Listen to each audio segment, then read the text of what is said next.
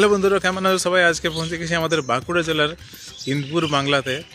বাংলাতে যে শ্মশানকালী মন্দির রয়েছে, ইন্দপুর যেটা বাস স্ট্যান্ড সেখানে একটা কালী মন্দির আছে, শ্মশানকালী মন্দির, মা কালীর মন্দির। সেই মন্দিরের সামনে দাঁড়িয়ে আছে, দেখতেই পাচ্ছ। আগে মন্দিরটা এরকম মানে এরকম যেরকম এখন দেখতে হয়েছে দক্ষিণেশ্বর মন্দিরের মতো, সেরকম দেখতে ছিল না, নতুন করে করা হয়েছে গত বছর। তো সেটাই তোমাদেরকে দেখাবো, পুরো মন্দিরটা দেখতে থাকো আমাদের বাঁকুড়া জেলার এই মিনি দক্ষিণেশ্বর মন্দির। আর আমাদের চ্যানেলে কেউ নতুন থাকলে অবশ্যই চ্যানেলটা সাবস্ক্রাইব করে দেবে এরকম আরও অনেক আকর্ষণীয় জঙ্গলমহলের ভিডিও দেখার জন্য। তো প্রথমে বাইরের থেকে যেটা দেখতে পাচ্ছি যে দক্ষিণেশ্বর মন্দিরের যে আমাদের বাইরের যে দেখতে যেমন লাগে সেরকম একই রকম প্রায় এখানে বাইরের থেকে দেখতে লাগবে। 12টি পরপর শিবের মন্দির যেমন দক্ষিণেশ্বরে রয়েছে, সেরকম এখানেও 12টি শিবের মন্দির রয়েছে। আর মাঝখানে যে কালী মন্দির, শ্মশান কালী মন্দির, সেটা একদমই দক্ষিণেশ্বরের আদলে এখানে তৈরি হয়েছে। দারুণ একটা রূপ দেওয়া হয়েছে আমাদের বাঁকুড়ায় বসে এরকম একটা মন্দির আমরা দেখতে পাবো, এটা আমরা ভাবতেই পারিনি। এত সুন্দরভাবে এটা তৈরি করা হয়েছে। কালী পুজোর সময় খুব ভালোভাবে সেজে ওঠে এই মন্দির।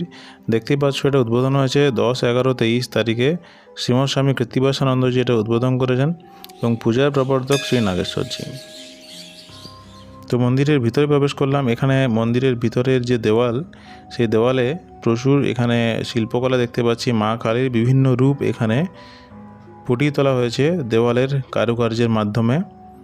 আর দেখতেই পাচ্ছ মা কালী, মা ভৈরবী, মা ছিন্নমস্তা, মা বগলা, বিভিন্ন মা কালীর যে রূপ, সেই রূপগুলি এখানে অতি নিপুণভাবে ফুটিয়ে তোলা হয়েছে।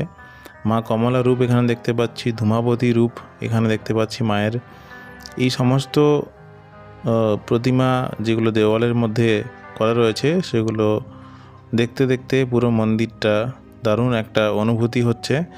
আর এখানে নিচে অনেকটা বসার জায়গা রয়েছে, তোমরা বসে মায়ের সামনে অনেকক্ষণ ধ্যান করতে পারো, বা পূজা যখন হয় সেই সময় এসে বসে পূজা দেখতে পারো। সন্ধ্যার সময় আরতি হয়, প্রতিদিন সন্ধ্যার সময় পুজো হয়।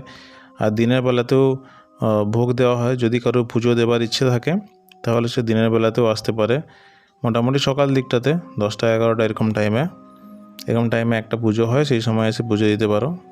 আর এই মন্দিরের ছাদে ফলস সিলিংয়ের মতো করে এখানে লাইটিং করা হয়েছে, দারুণ লাগছে সেগুলো দেখতে। যদিও এটা ফল সিলিং না, কিন্তু এমনি ছাদটাও বেশ সুন্দর লাগছে। লাইটগুলো জ্বেলে দিলে এই দেওয়ালের যে কারুকার্যগুলো রয়েছে, মা কালীর যে বিভিন্ন রূপ করা রয়েছে, সেগুলো আরও বেশি সুন্দর, আরও বেশি উজ্জ্বল লাগছে দেখতে। মায়ের এখানে যে মূর্তি, সেটা শ্মশানকালীর যে মূর্তি, সেই মূর্তি এখানে আমরা দেখতে পাবো। একটু পরেই তোমাদেরকে দেখাচ্ছি মূর্তিটা। পুরো মন্দিরের পরিবেশটা একটা অন্যরকম একটা পরিবেশ। মায়ের সামনে ধ্যান জ্ঞান করার জন্য একটা দারুণ জায়গা। মা কালী আমাদের সর্বশক্তিময়ী, আমাদের সবাইকে শক্তি দেন, আমাদের সবাইকে ভালো রাখুন, সুস্থ রাখুন। আর ঠাকুর নিজেও যেন ভালো থাকেন। মা কালীর কাছে এই প্রার্থনা জানাবো, হে মা কালী, তুমি নিজেও ভালো থাকো আর সবাইকে ভালো রাখো। আমরা এই প্রার্থনা আজ তোমার কাছে রাখবো। দেখতেই পাচ্ছ মা কালীর সেই চিন্ময় রূপ।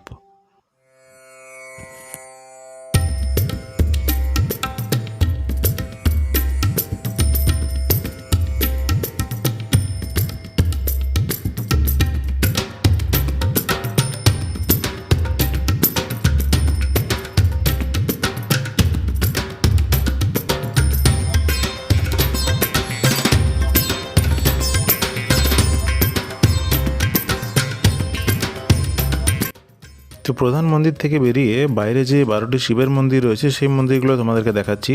প্রথম মন্দিরটা দেখতে পেলে, এটা দ্বিতীয় মন্দির। এরকমভাবে তৃতীয়, চতুর্থ, পঞ্চম করে প্রায় 12টি মন্দির, মানে টোটাল 12টি মন্দিরই এখানে রয়েছে। সেই 12টি মন্দিরের শিবলিঙ্গ, প্রত্যেকটিতে একটি করে শিবলিঙ্গ এবং একটি করে এখানে আমরা দেখতে পাচ্ছি যে ষাঁড়ের মূর্তি রয়েছে, নন্দী যেটাকে বলা হয়। তো এখানে প্রত্যেকটা শিবের মন্দিরে তোমরা আলাদা করে প্রণাম করতে পারো, আলাদা করে পুজো দিতে পারো। দেখতে পাচ্ছ বাইরের থেকে এখানে সেই পতাকা উঠছে। কি দারুণ একটা পরিবেশ, একটা দারুণ অনুভূতি। তো যারা যারা এখনও পর্যন্ত এই ইন্দপুর বাংলার যে মন্দির, কালী মন্দির, সেটা দর্শন করনি, তারা অবশ্যই এসে দর্শন করে যাও। আর রাস্তায় কোন দিক দিয়ে আসতে হবে যদি কোনো কারো প্রবলেম থাকে তাহলে কমেন্ট করতে পারো, কমেন্টে জানিয়ে দেবো। তো ভিডিওটা অনেক অনেক বেশি লাইক এবং শেয়ার করতে ভুলো না। আর মন্দিরটা তোমাদের কেমন লাগলো সেটাও জানিও। দেখা হচ্ছে অন্য কোনো ভিডিওতে নতুন আকর্ষণীয় জায়গাতে। ততদিন পর্যন্ত সবাই ভালো থেকো আর চ্যানেলটা সাবস্ক্রাইব করে দাও। টাটা।